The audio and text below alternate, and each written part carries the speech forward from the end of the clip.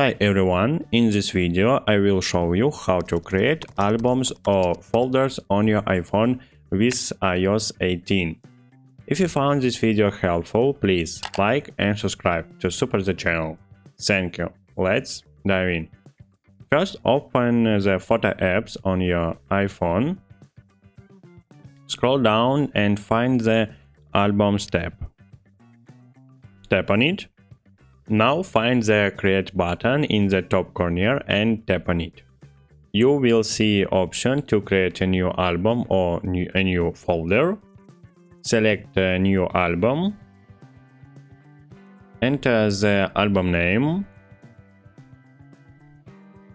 After that, add photos to your album.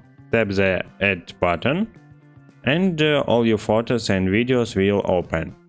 Select the photos and videos you want to add and tap Add button. Finally, tap Create button, and that's it.